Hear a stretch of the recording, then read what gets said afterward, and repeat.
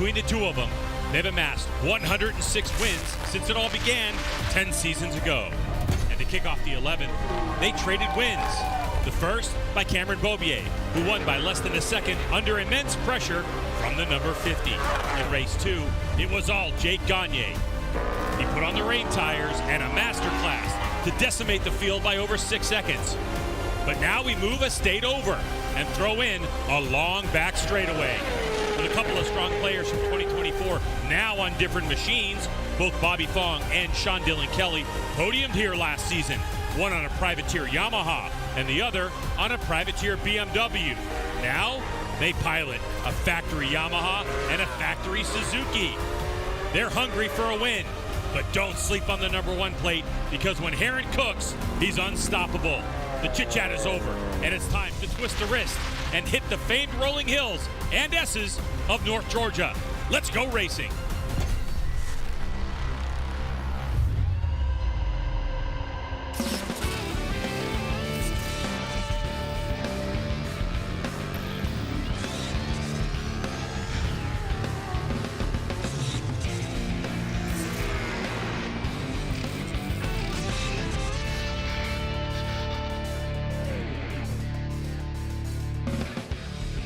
It's time for the MotoAmerica AMA FIM North American Road Race Championship. Our second round of 9 for 2025 for the Superbike category.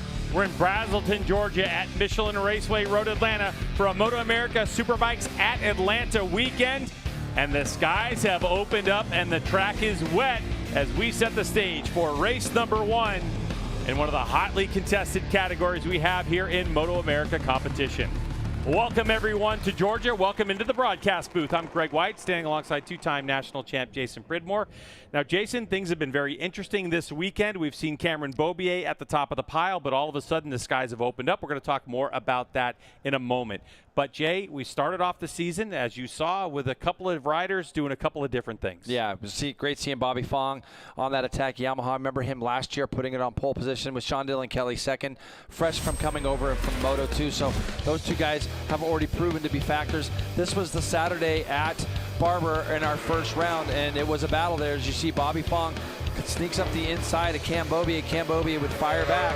He would actually go on and win this race as he makes the pass down into that tricky turn 1 there at Barber. You can see the margin of victory was small, but Beaubier gets back to the front, gets that first win of the year. Jake Gagne also ends up third after some problems with his arms previously in the year. So the next day, completely different conditions. Cam Beaubier gets to the front, but not for long, as it was Jake Gagne who would literally, Greg, clear off into the distance. The 32 was in a class of his own and just continued to open it up. To see Jake Gagne get his 57th career AMA win in the wet was something good, especially after what went on with him last year. We're looking at Cameron Beaubier here at Michelin Raceway Road Atlanta, and Jay, in the 16 races, he's got 9 wins total. Matt Mladen, of course, tops the pile with 14, but in terms of active riders, Cameron Beaubier in the dry, look at that podium percentage, 88% of the time. So he is definitely super fast here at Michelin Raceway Road Atlanta, but when the skies opened up, they've had a wet familiarization session, and Jake Gagne's fastest. But here's a look at Bobby Fong just now. Yep, so about 40 minutes ago, the rain came out, and you can see here that these guys were out there just in the rain briefly. And we had a chance to talk to Bobby Fong. He's with Jason Pridmore earlier this weekend. It's been really fun to watch your career over so many years. We've watched you win Superbike races on a Suzuki. Then, of course, last year you do the double at Brainerd. What was it like getting the call to come and ride for Richard here at Attack during your off season? Honestly, it really sounds kind of corny, but like it was like a dream come true, to be completely honest. You know, like all I've wanted my whole career was to be with Yamaha, to be completely honest. Like I've always wanted to be a Yamaha rider. I've been at multiple different teams, riding for all these different brands, but at the end of the day, like I've always wanted to be a factory Yamaha rider. So it was honestly super cool. Like I really didn't believe it was going to happen. Like it just always just seems like You know, I'm way. Yeah, like I'm always on the list. They say you're on the list. Yeah. You know what I mean? Like you're on everybody's list. Yeah. But we're gonna go with the next guy. So I didn't really have my hopes up too much, even though I was like pushing and pushing and pushing. Yeah. Like behind the scenes, what the hell's going on? You know, like, do I got this thing? But it's super cool. I'm trying to make the best of it.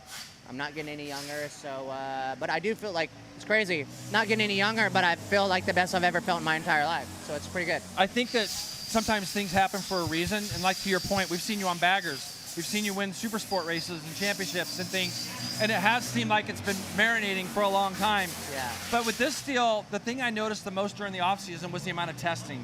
Yeah. And I don't really know if I remember a time where you did as much testing to be prepared for a season as you did this year. Honestly, it's unknown for me. Like I don't even know what to do with myself. Like going into round one, I'm like, oh, I'm comfy with the bike. I know what the bike's gonna do. And like the off-season testing was like, not just putting in laps. It was like, hey, we're gonna put the bike this direction. We're gonna go this direction. We're gonna do this, and just like finding what works best for myself and the team. And it was super cool because like you just know, like confidence level. You're like, you know what? I'm fit. I'm ready. I know the bike. We got to do work. Yeah. Well, I love it, and wishing you the best for this weekend is here in Atlanta, Yep. and of course for the rest of the year. Thanks for joining with us. Thanks guys for having me, and we'll see what we do at the end of this weekend. Thanks, JP. And, you know, at 34 years of age, you know, Bobby Fong might have thought that this was never going to happen, but he is now the factory Yamaha rider with teammate Jake Gagne. Doing a great job is Bobby Fong. Let's get down to the third member of our broadcast team, Hannah Lopa, because the track looks awfully wet right now, Hannah. It does. The temperatures have certainly gone down. The rainfall has picked up quite a bit. Pit lane is open for the start of this race. They did have a 7-minute track familiarization session, as you mentioned, just prior to this. Fortunately for most of the teams, they've got a lot of data from it being wet at Barber as well, so most of them are putting that setup into the motorcycle. For the most part, the general consensus up and down the pit lane is, hey, it is what it is. These conditions are going to be the same for everyone, and, you know, it's not everyone's first rodeo. They're no stranger to the rain, especially after last round, so it's definitely going to be an interesting race, to say the least, but not something that they haven't gone through before. Yeah, and you know, Jay, when we talk about it, it's like, is this what we're in for this season? Maybe a dry race one day, a wet race the other day. And, you know, right now, the class of the field in the wet weather has been Jake Gagne on his Yamaha. But, Jay, they still, in these wet conditions, have to contest with this roller coaster of a racetrack known as Michelin Raceway Road Atlanta. And it is incredible, Jay, because we're talking about plenty of places to pass, but now in the wet, when you go down the hill into 10A, 10B, a classic spot. We saw a race earlier today where a pass was made for a win in turn number 12. At the top of turn number 2 is another opportunity, and of course the S's define this racetrack. So this facility, this racetrack, very, very raceable for a natural road course. But don't just take my overhead view for it. Why don't we take a little bit more of an intimate look? Jay, tell us a little bit more in our track lap. Yeah, I believe we're going to be on board here with JD Beach, so this is great. This is coming up to that section you're talking about. This is all turn 2. You're going to see the camera turn around. It's very tricky. This is turn 7, Greg, leading on to the back straightaway. From there, you are going to be head down all the way through this fast kink, wide open, 180+ mile an hour into that hard braking zone of turns 10A and 10B. Boy, we've seen this place change so many times over the years. This was the old gravity cavity back in the day. You come up over the top of this hill now, and it is straight downhill. Cannot tell you how steep this is. This is where that pass earlier today was made for a win, and it's a very short run to the checkered flag. All right, that was Real Steel Honda's JD Beach with that camera. Thanks for that. And now we are moments away from the start. We got quick start procedure. We step away. When we're coming back, we're going to see if this guy can get after it and get himself a win here at a wet Michelin Raceway Road Atlanta.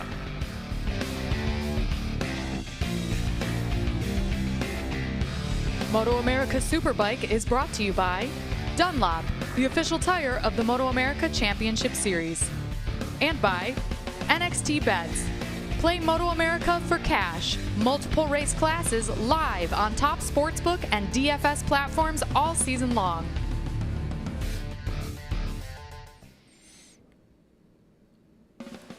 Staying with you here on MotoAmerica Live Plus as the sighting lap is now complete for the Superbike competitors. You can see everyone in their grid position, and the crew members have cleared out of the way. Roger Hayden now on the warm-up lap with sprinkles continuing to fall around this racetrack.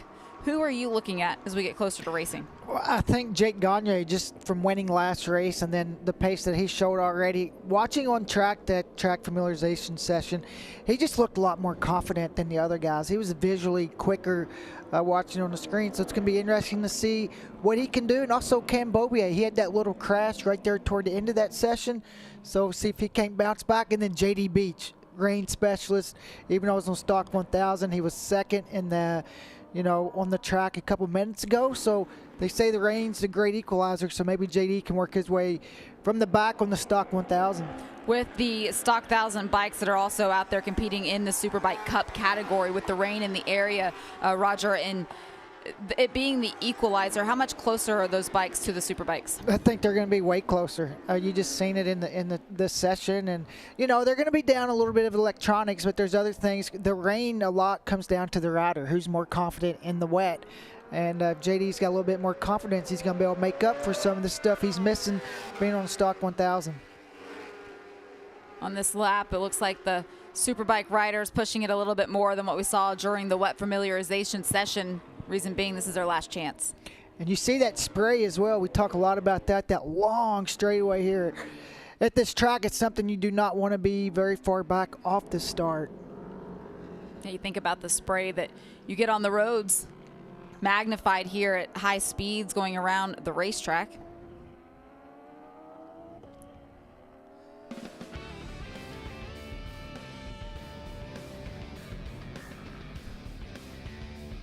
Take a look at our starting grid for Michelin Raceway Road Atlanta. On pole position, Beaubier, Fong, and Sean Dillon Kelly on the front row. You're going to have Josh Herron, Richie Escalante, and Jake Gagne, who's got to be happy to see this rain, Greg. Hayden Gillum, Benjamin Smith, and Ashton Yates on row 3. Then you got Bryce Cornbrow, JD Beach, and Max Flinders.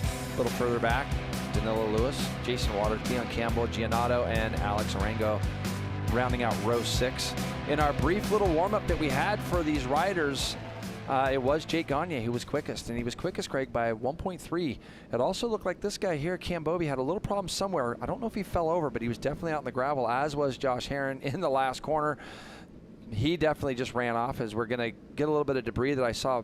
Something came off a bike going up into turn 1. That looks like duct tape. It generally, does look like they're just going to duct tape radiators to keep heat in the motor in these conditions.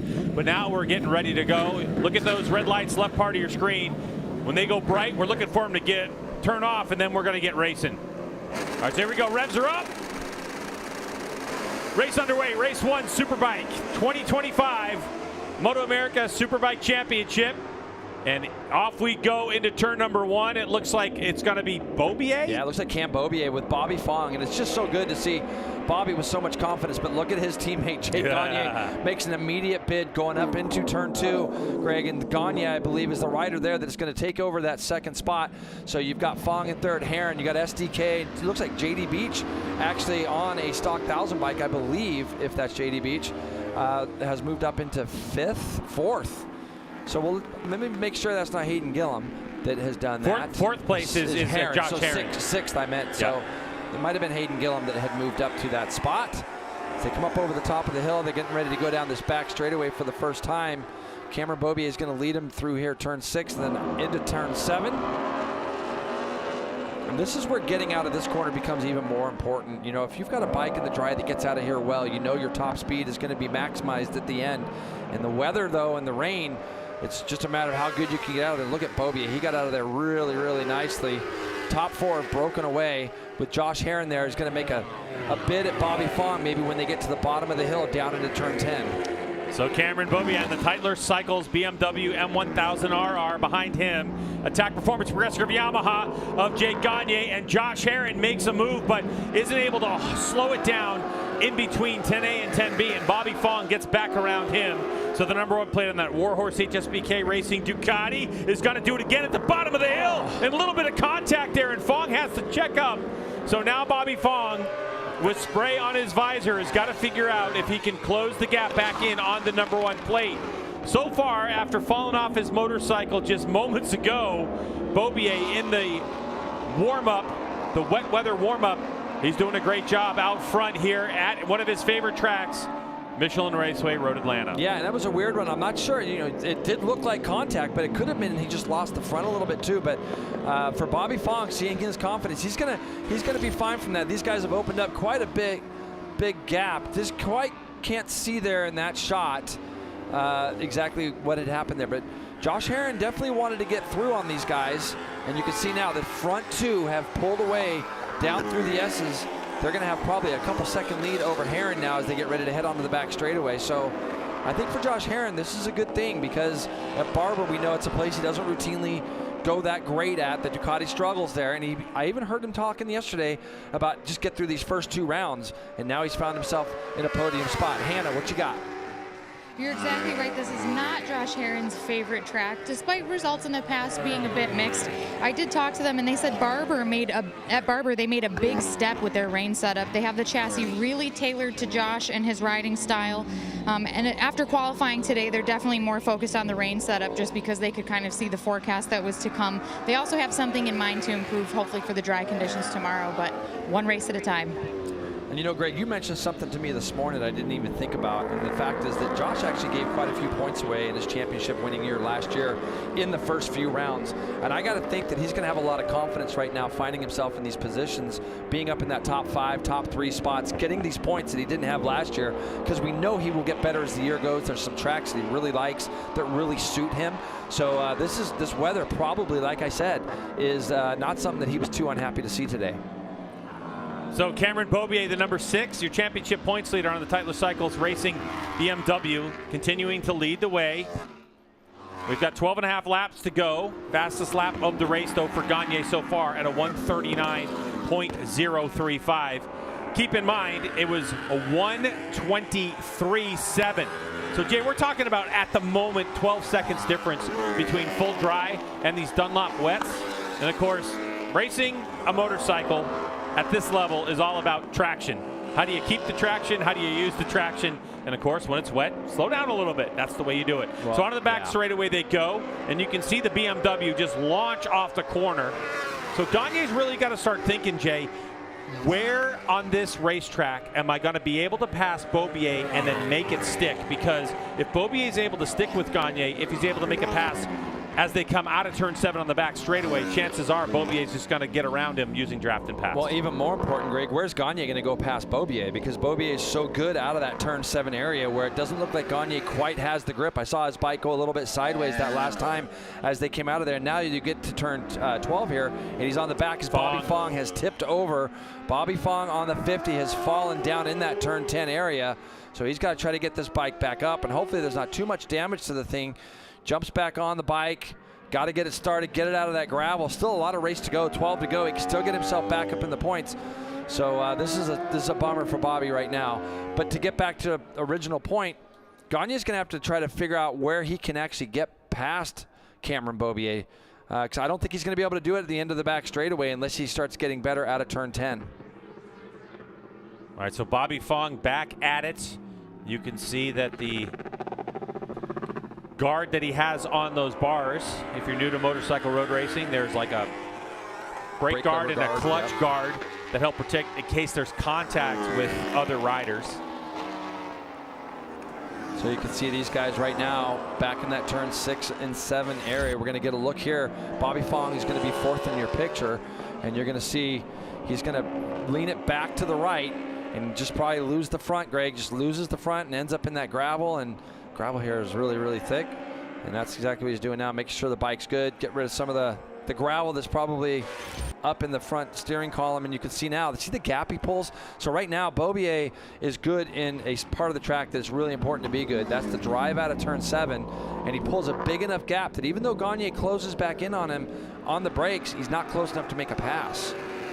But this is the battles that we want to see all the time. These two, 108 wins between the two of them in MotoAmerica competition, and this is it. It's wet right now, and obviously Beaubier, when he's able to get the BMW stood straight up and down, is able to get a superior drive.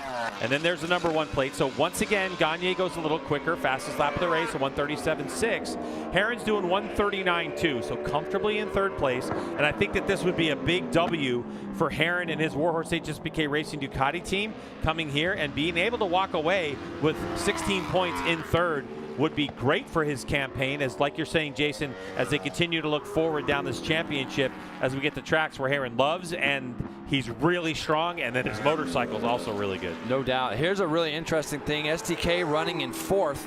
He is doing a nice job, and he's pulled away from the 2 guys behind him. Just now, when they came by my vantage point, these 3 were pretty close together. You see Richie Escalante, and how about a big shout out for Benjamin Smith there on the 78, doing a tremendous job running with the factory guys again here. You can see him, Greg, right up the back of Escalante. These 3 actually came across the line really close together, so SDK has put the hurry up in his step down through the S's and pulled away from the other 2, but Benjamin doing a really good job trying to get into that top 5 spot. So Benjamin Smith on the Flow for Law SBU Racing Yamaha R1, trying to chase down a pair of Vigimilla M4 X-Star Suzukis, the factory Suzuki bikes of Richie Escalante, but just up the road from him is Sean Dillon Kelly. And of course, for SDK 40, this is his first season on this Superbike program after coming back from Moto2 and the MotoGP World Championship and jumping on a Superbike last season on the BMW.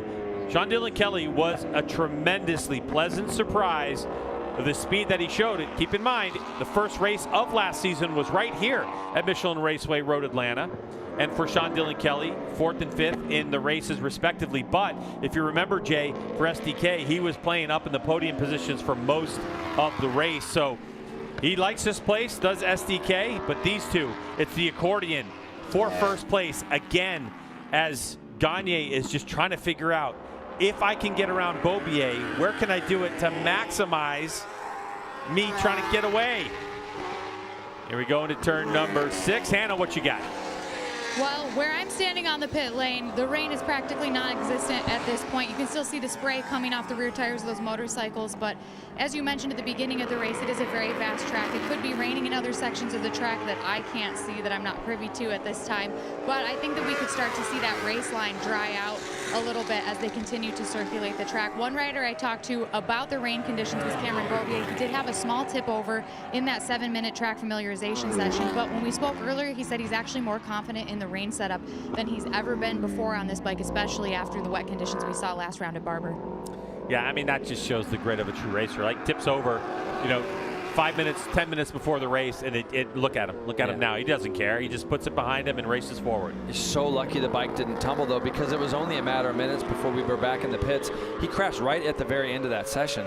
So, you know, had he done any damage to the thing, it might have been a different story. So, obviously, it was something very low speed for Cameron Beaubier. But see the gap, Greg? He pulls such a big gap out of that final right-hand corner. The slow turn 12 and the slow turn 7. I'm not sure if Gagne just can't get the power to the ground, because obviously we know the BMW is very fast, but look how much Gagne closes back in and all through this sector here. It's going to take a special place to make a pass, I think, for Gagne to get through. The other thing to note is what Hannah said, the rain setup. Now that's key. So as Gagne continues to lower the benchmark, 137.619 to 137.690 for Beaubier, he's just doing it in such a more risky way, I guess you could say. Yep. But you can see that's a double stack puck that's on his knee, those Alpine Stars leathers, and a lot of riders like to use that in the rain. So basically it's double thickness. That allows Gagne to just get a little bit of contact with the ground and tell him, yep, this is how much lean angle I have, and this is the maximum amount of lean angle I'm going to use. Yeah, he closes right into the back of him going into 7, and then just can't get off there with him. And it's more than, you know, you can talk about horsepower and things like that, but you can see Beaubier's bike has got a lot of grip out of turn 7 there, and Jake's bike just spins just a little bit, and that is really the difference. And he's very good on the brakes, but it's going to take a special pass like in the S's or somewhere like that, maybe up into turn 2. But again, they come over the rise here. They go down into this very, very steep, hard braking area. Gagne closes back up. You'll probably be able to tell by this how Beaubier, see that, Greg? Just under just initial acceleration, that BMW jumps off the corner, and he can't do anything with him. Well, folks, play MotoAmerica for cash. Superbike, Baggers, and Super Sport Series are now live. Top sport books and DFS platforms. Scan the flow code or visit nxtbets.com/playma to see what's available in your location. Sign up, claim exclusive bonuses, and make your picks now. Now, Jay, one thing I want to make note of real quick is Beaubier goes 1:37.1 for the fastest lap of the race. Is that last time by the speed trap, which is on the back straightaway, Jake Gagne had the faster top speed, 171 to Beaubier's 167. So suspiciously, what I think might be happening is when we talk about range setup, I think perhaps the way the electronics are set up for Gagne and his attack performance progressive Yamaha might be the fact that they're reducing the amount of power a little bit more than Beaubier. That's like the one thing that I can really think of right now, where Beaubier, his motorcycle in the range setup under acceleration might just have more power available to him than Gagne's bike, because it is fast. And to your point, yeah, the Yamaha's fast. It's fine. Like, again, 166 for Beaubier, 168 for Gagne. So when they get back to turn 7 in a minute, we'll be quiet, because you can literally hear the electronics on the bikes kicking in so hard. And again, to your point, it could be a map where there's just a little bit more TC in one bike than the other, and that's what's not allowing him to get off the corners maybe quite as quick. But you'll see again from this great view that BMW just jumps off of there and just makes it a little bit harder for Gagne to do anything in the braking zones where you would normally see a pass. Now, Jake's got a lot of faith in the front tire of this bike and the front end of the bike, because he closes up. And again, by the time they get to the top of this hill, they go through this left and through these next little flicks of the chicane at the top, Gagne will close up to the back of Beaubier all through here and all the way down the S's. You can see the confidence he's got in turning the bike. And this is the one little spot on the track that's a tiny bit off camera going down. You got to be a bit careful. But again, look, Greg, he's right up onto the back. Whoa, I thought for a second. There's just nowhere that you can really do anything with anybody there, especially at the class of rider that Beaubier is. And he hears the Yamaha behind him. That's why you see him staying over to the right. And then I'll jump out here. You'll hear the electronics of these bikes as they exit this turn 7 right now.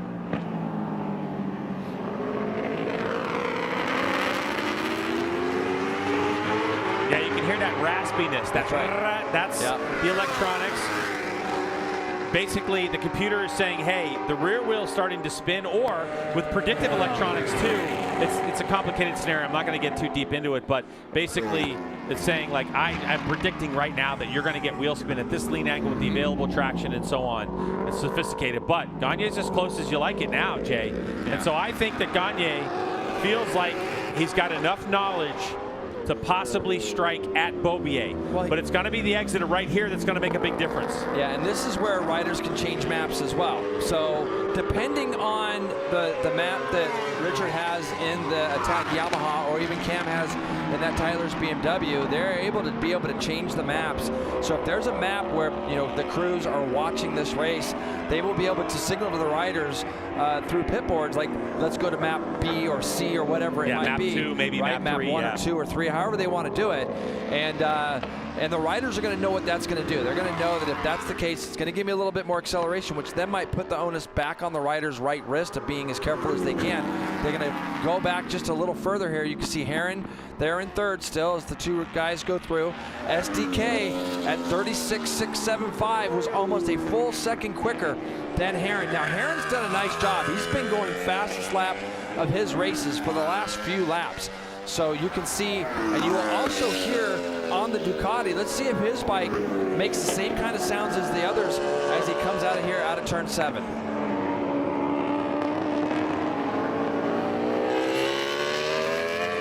lot cleaner sound, isn't it? Yeah. So he's probably got maybe a little less of those electronics dialed in on the Ducati. So, you know, we know how much bike control Josh Herron has, a tremendous amount of control for the number 1, and he might be doing a lot of this on his own.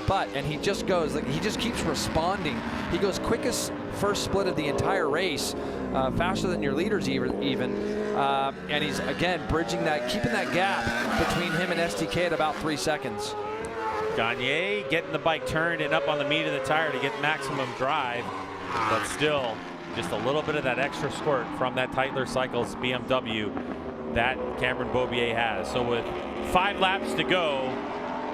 Jake Gagne definitely not giving up, but he's got a race strategy already sorted in his head. So the question is, how much does he have in the tank? If he's able to, in this section of the racetrack, get close enough to Beaubier and attack him, it's going to have to be done, I feel, Jay, by like turn 1. Yeah. In order for him to stretch out any advantages. Yeah, to get enough of a gap on the back straightaway where Beaubier is not going to be able to get that drive on him, because we know on the top end, again, last lap, 170 mile an hour top speed for the Yamaha and 168 for the BMW. So it's not a matter of top speed, it's a matter of how they are accelerating. It's how they're getting to that speed. And right now the BMW just jumps off the turns a little bit better. This is a little bit closer for Gagne. I think that the pass, to be honest, is going to have to happen in like a turn 5. He's going to have to get close enough down through the S's and try to make something happen. Passing somebody like Cameron Beaubier in a situation like that is extremely difficult. And Gagne is going to know that as well, but it's going to be a big committed pass, because in the spots that we've grown accustomed to seeing bikes passing, or riders passing other riders, he's just not close enough. I mean, by the way, that speed trap is right there at the kink on the back straightaway. So these riders are leaning this motorcycle over at 170 miles an hour with wet tires on. That is insane to me. The warriors that race in MotoAmerica in this Superbike class, pretty incredible. Now it looks like Cameron Beaubier might have broken a little bit away from, you see, a 0.6 of a second gap. But now here comes Sean Dillon Kelly. Wow. Josh Herron has done incredible work, but SDK was, wow, Jay, 2.3 seconds. Obviously. Yeah, there was a mistake made by Herron at some point, because he dropping down from 39 flat. He went 36.9 just a couple laps ago to run the fastest lap of the race. That was a 39 flat. So like you say, I mean, it's some 2.1 seconds and 36.7 for SDK. So that gap closed quick. So it'd be interesting to see where maybe Josh had a small problem somewhere out there.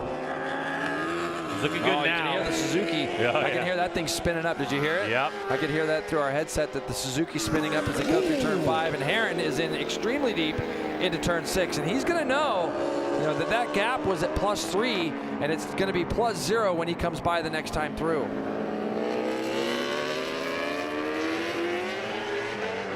Boy, you can really hear the revs that the inline 4-cylinder Suzuki has on SDK's bike, Hannah. You can, and it's only his second weekend on this motorcycle, but his experience is already proving itself. He's got a really great long-standing relationship with crew chief Jeremy Choi, and something that we talked about earlier today was that his feedback and communication is getting sharper, and the team is better able to make changes that work for him. And that's really a key, especially with an unknown motorcycle, but the rider knows, or the crew chief knows what the rider wants, and he's able to give it to him quickly. Yeah, you can see this gap is really closed up. I'm thinking about even up at the front, 36.3 for Jake Gagne. He's just ran the fastest lap of the race. As you see, SDK closes up right onto the back of Herron. Our leaders, though, Greg, they're catching traffic now in the tricky S's section of the track. So one rider already kind of moved out of the way, and now you're going to have, I believe it's Joe Giannotto, and then you're going to have Waters, and then up the road probably about another 15 seconds. And what a great job by Joe Giannotto. We've seen him for a number of years. Of course, he's riding a Honda now. I've been used to seeing him on other bikes in the past, and he gets out of the way of these guys. And about 15 seconds up the road from them is Bobby Fong, who's now worked himself back into the 11th spot after picking his bike up out of the gravel. So I have a feeling that when they get out of this corner, Jason Waters will probably have seen the blue flags, probably get out of the way. Look at it. So Jason Waters, another guy that we've seen a bunch. He just gets out of the way. That's Bobby Fong coming down the hill, and you're going to see your two leaders come into view at the top of this hill. Any second now, they're going to come into view as they've got by Jason Waters, and there's Beaubier and Gagne. So Fong just up the road. I don't think they'll get to him. Obviously, he's his lap times, Greg, are back. He's in the 39s as well. So everybody out of the way. And these two guys are going to go settle it. So 136.362 for the 32 in second place as fastest lap of the race. And now as they come across the stripe, it's going to be 2 to go. And Gagne, on his attack performance, progressive Yamaha, has got to start executing the plan. Now, for the last 3 laps, he's been 0.6 of a second behind Cam Beaubier. He goes fastest lap of the race again at a 136.2 and only 0.5, so a 0.1 of a second difference. And every 10th matters here. The problem is with these conditions, what's happening with these riders as this track conditions get a little bit better because the rain hasn't been falling as much, is they're slowly figuring it out. That's why each rider, like if you look across the field, most of the riders lap by lap have been going faster for themselves. Yeah. Their fastest laps of the race. But now it's all on Gagne to try to figure it out. And then we got this battle for third and fourth, and it's really funny in these conditions and even sometimes in the dry. You know, in this case right now, the fastest guy's not winning by lap times. And you can produce lap times a lot of different ways. As you can see, the first split again is lit up red for Gagne. Herrin doing everything he can now. He is back into the 36s along with SDK. They're both at 36.9, and they're both in that first sector. But the lap times that Gagne is producing, even though he's quicker, he just cannot seem to find a way through. So the top two in this championship, Cameron Beaubier with a 4-point lead over Gagne, looking to try to extend that early days in the season. Of course, the difference, 5 points from first to second. But this, we're getting ready to get to the final lap as it looks like Gagne was trying something up the inside just to test some traction maybe, to see if he can attack him. He knows though, Greg. It's almost like I felt the 35.9. Cam Beaubier just responds with fastest lap of the race. 36 flat for Beaubier, but look at the gap. The gap is so crazy how big it is now as they head down into turn one. I mean, Greg, he's got over a second now, so I'm not sure if something happened to Jake, but it's well over a second. Unless Gagne just felt like he's too much on the edge. He sees Beaubier kind of speeding away, and he doesn't feel like he can maybe do anything with him. I think it's going to, when we talk to Gagne, you know, he's not going to show it too much, but I think it's going to be a pretty frustrating Jake Gagne that we'll see after this race. There's third place. Coming down the hill is the number 1 of Josh Herrin, and he's done a good job of holding off the advancements of Sean Dillon Kelly, but there's still a half a lap to go. It was funny because it's almost like SDK made the same mistake. Josh had a little bobble there, and SDK really wasn't really able to take advantage of that. And you can see this gap at the front is a lot bigger. As look what Cam Beaubier is doing. Fastest first split of the race on the last lap, and it's by 0.3 of a second, so it's not a small margin. That's what Beaubier's been doing lately. Right, like he's saving the best for last. It's like his new race strategies at this point. Down for the final time today into turn number 10. Cameron Beaubier, nice and tidy. Now he's got to navigate this right-hander. Up the hill he goes. He might not know the size of the gap he has back to his competitor, but he comes down to the final time. Onto the front straightaway, looking for his second win of the season. Cameron Beaubier behind the bubble to the stripe, and will take his Tyler Cycles BMW to victory number 1 of the weekend. Side by side down the hill they come, and with position, the number 1 is going to be able to scoot out of the final corner. And what a race from Sean Dillon Kelly, but Josh Herrin, using his racecraft, is able to hold him off and get third place points. Wow, that was close. What about Benjamin Smith, Greg? Benjamin Smith ends up 5th. What a job from Benjamin Smith. Escalante is going to be 6th. And we're getting a good look right now at JD Beach, who currently is in 8th. Hayden Gillum, his teammate, is just up the road from him in 7th. So we're going to get a pair of Hondas in 7th and 8th place as long as these two guys get themselves across the line. Down the hill comes the Stock 1000 competitor in the Superbike Cup category on that real steel Honda. The CBR 1000 RR-R SP2, and he'll take that home. 8th place points for JD Beach, and 8 points for that. So a good result for him. Now here's another look at it, JP, as they come up over the top of the hill. Tell us what happened. SDK made that pass, and as you know, Herrin's not going to be denied easily. This guy always fights back, but what a great job from both of these riders. Get through that last corner. SDK trying to get on that podium on the 40 on that Vision Wheel M4 X-Star Suzuki, but it's all about Cam Beaubier again with fastest lap of the race, Greg, 34.9 on the final lap. As you said, he got better with each lap, especially towards the end of the race, and put the hammer down at the end. Pretty incredible. I think the only other rider in the 35, I mean, Beaubier didn't think did a 35, right? 34.9. SDK did a 35.8 on his last lap, second fastest lap of the race. So there's a look at the pace, and it really seems like Beaubier has come up with a new race strategy this season. We'll have to talk to him about that, but it seems like he holds the pace, and then when it's time to uncork the skill of the Californian, he's able to get it done. So for Beaubier, a big win here. When we get back to Michelin Raceway Road Atlanta, we'll have a chat with him.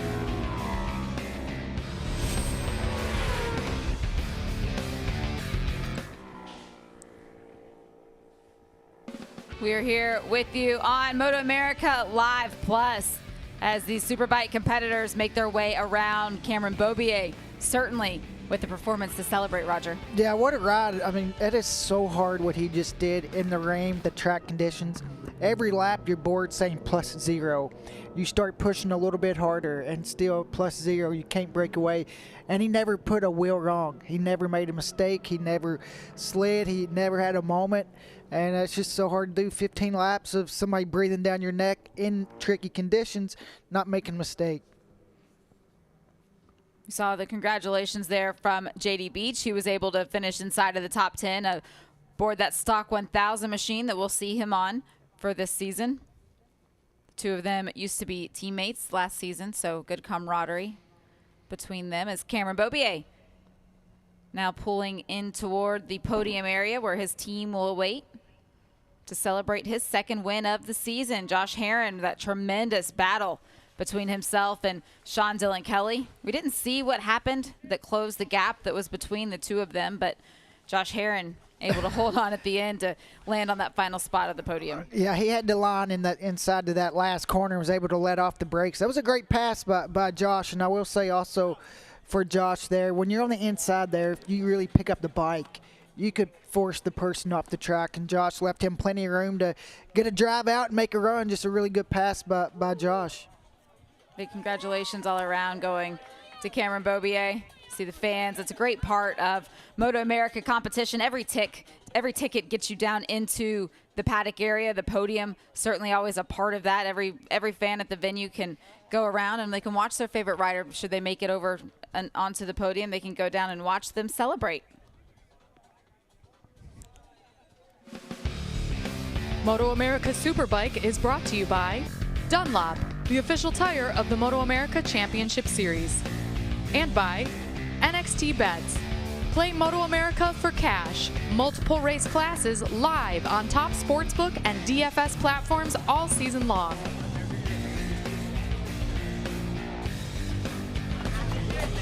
Well, those two had a ding-dong battle, as they say in Jason's homeland of the United Kingdom.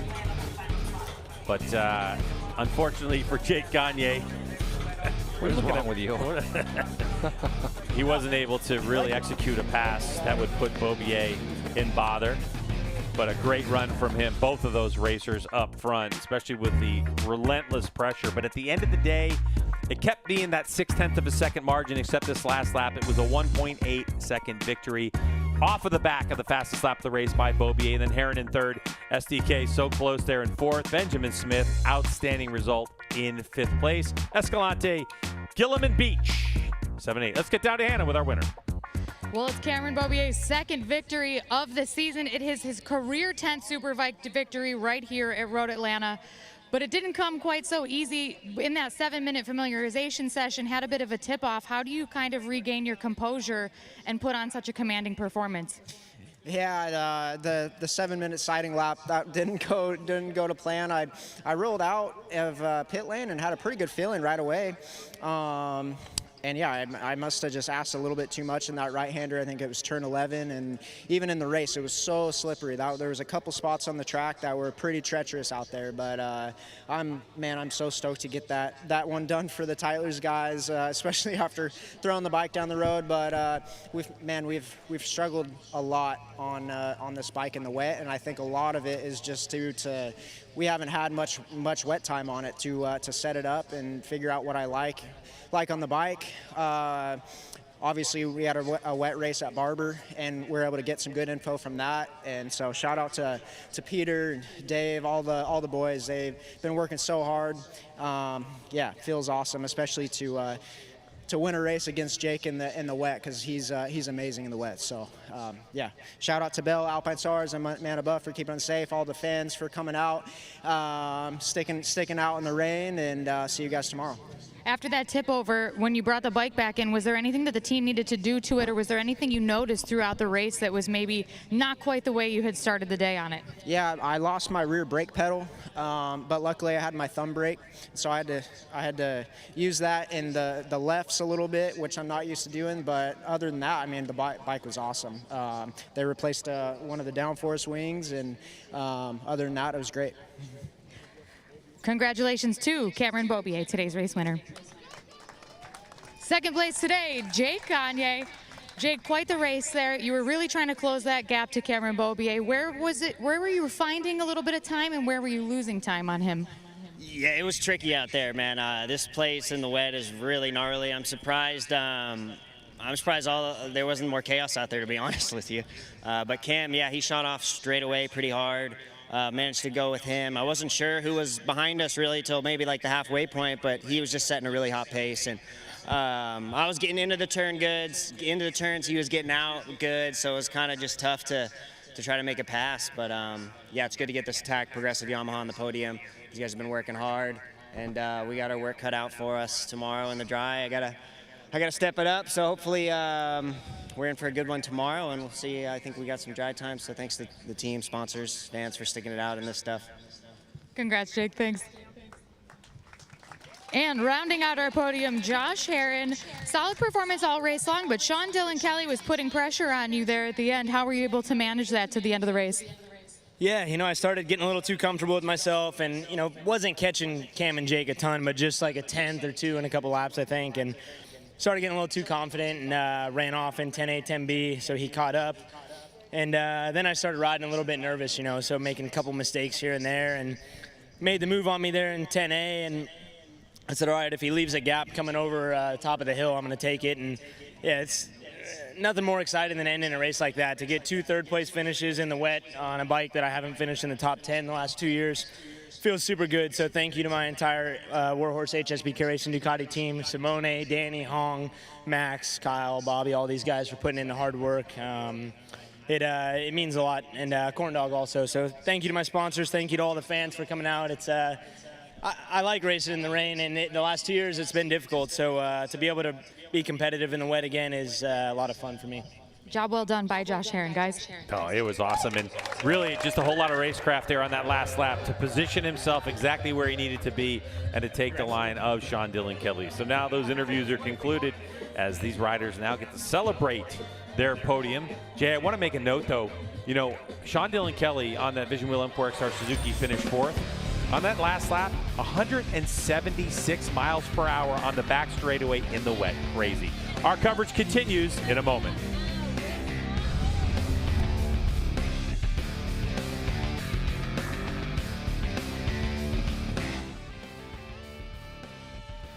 Having heard from the top 3 competitors, you go through the rest of the results. Roger Hayden and Benjamin Smith able to finish in 5th after a rough start to the weekend. That's a great result. Great result. And look at his best time, a 36.6.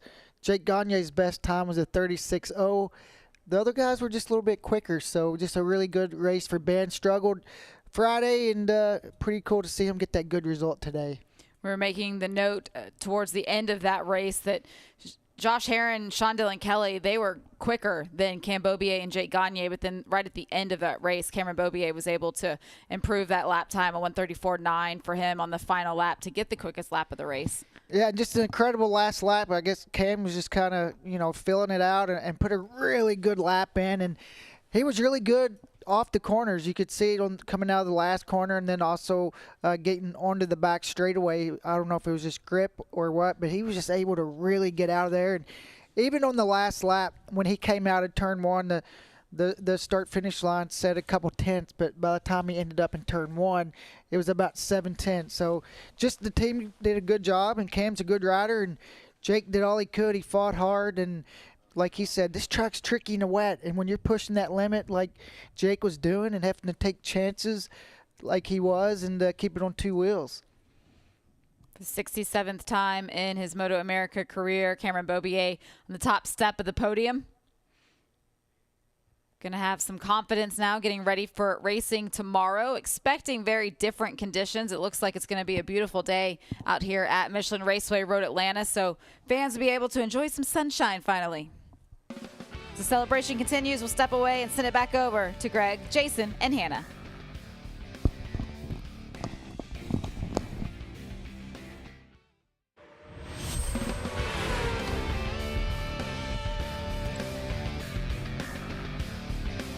Podium celebrations begin. Cameron Beaubier on top of the pile, and yeah, he said it, Jason Pridmore.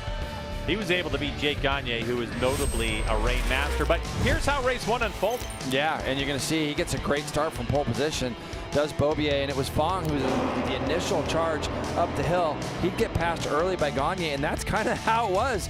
Gagne just couldn't do really anything from that point on. Bobby Fong sat there in third. Josh Herron went past him, going down into turn 10A, only to get that repassed in 10B. It was just a couple turns after that we saw this little incident between the two down in turn 12. Bobby Fong eventually would end up tipping over into the gravel. You'll see here, he loses the front greg in turn 10B. He'd get started again.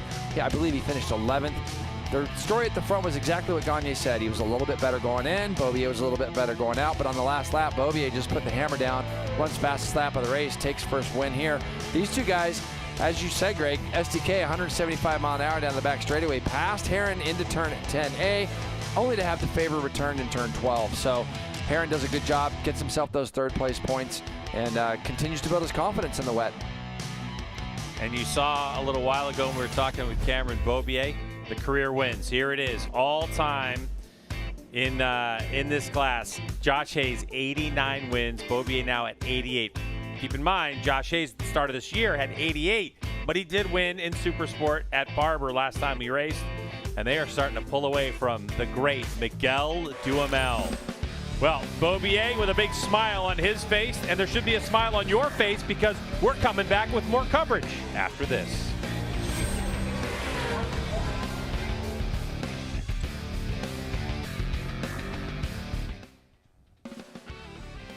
Staying with you here on MotoAmerica Live Plus as we continue to move through this altered schedule here once the rain made its way into the circuit. This is now a wet familiarization session for Mission King of the Baggers. 7 minutes is all of these riders will get, and as we saw in the case of Superbikes having the same amount of time, Roger, it goes quick. Not a lot of laps. They're only going to get a couple laps, and I think that's why you see all these riders out here really early trying to get as many laps as possible.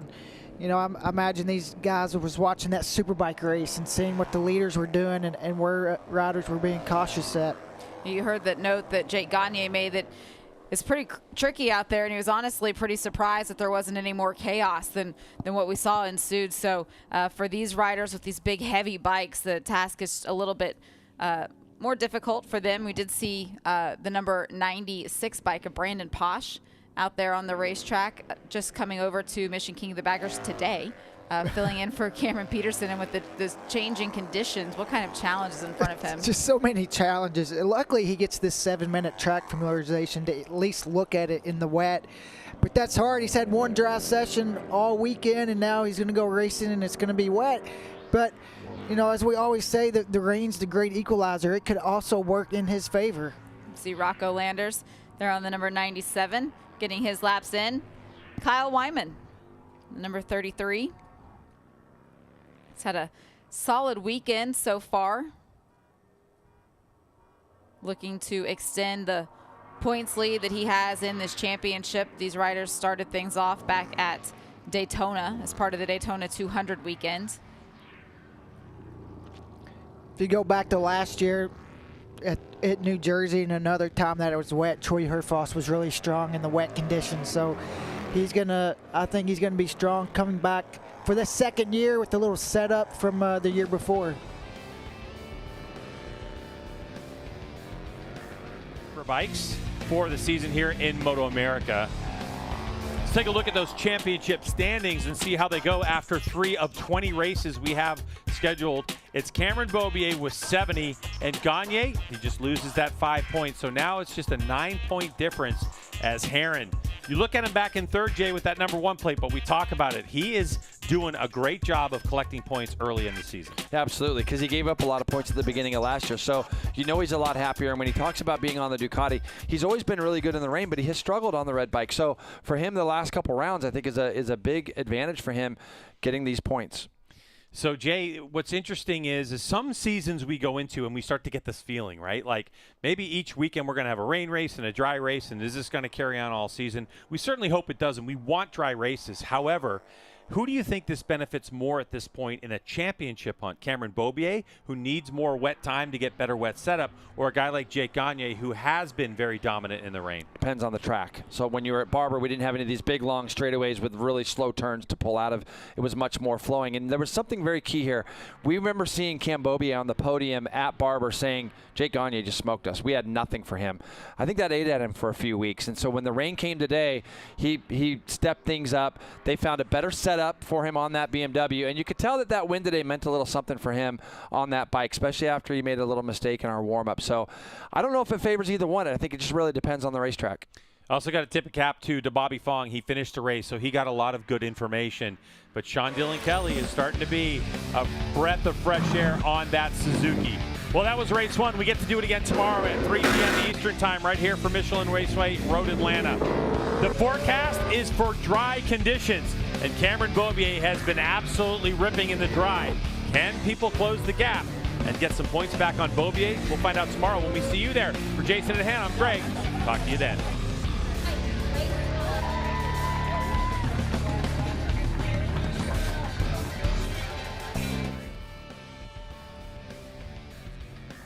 And wet familiarization continuing for another just under 2 minutes for the Mission King of the Baggers. The fourth category, that we have out at on the racetrack today. We still have Motivation Super Sport that will run race number 1 after this Mission King of the Baggers race that we'll have this afternoon. There's a good look at the number 38 of Bradley Smith. He had a good run earlier in qualifying. When you combine the results, he will line up on the second row in the 5th position. You know, the baggers wasn't at Barber, so this is going to be Bradley Smith's first time on the bagger in the wet. So there's a lot to take on right now, these first couple laps in the wet conditions. It's number 69 of Hayden Gillum. For Hayden, Roger, having just come off of the bike in Superbike, you can see he's already changed the leathers. Getting onto this machine to get the wet familiarization, how much more aware will he be than the rest of the field? I think it's an advantage for sure, because he's going to know where all the wet spots are, where the cracks, and he's going to be able to use that to his advantage early on into this race, where it's going to take a couple riders, might take them a couple laps to figure out where the slick spots are, where Hayden's already knows exactly where they're at, and you can look at the times right now. He's a second quicker than Jake Lewis. You mentioned Jake Lewis. Here is his teammate, Corey West, on the number 13. There's a shot of Jake Lewis. Remember, we had him on the preview show yesterday, and one of the things that Jake said when you asked him how they can get closer to the front of the field here in the Mission King of the Baggers, he said the only thing that we can hope for at this point is that it rains. And he's got exactly what he was asking for. He's got the rain, but also yesterday they were really close to the leaders as well. The Saddleman guys have did a lot of work and looked pretty good yesterday. And that wasn't as quick this morning, but as you said, he was praying for rain yesterday in a previous show, and it looks like he's got it. And right now he's third in this session. Kyle Wyman, though, has put his name back at the top of the board. Very quick wet familiarization.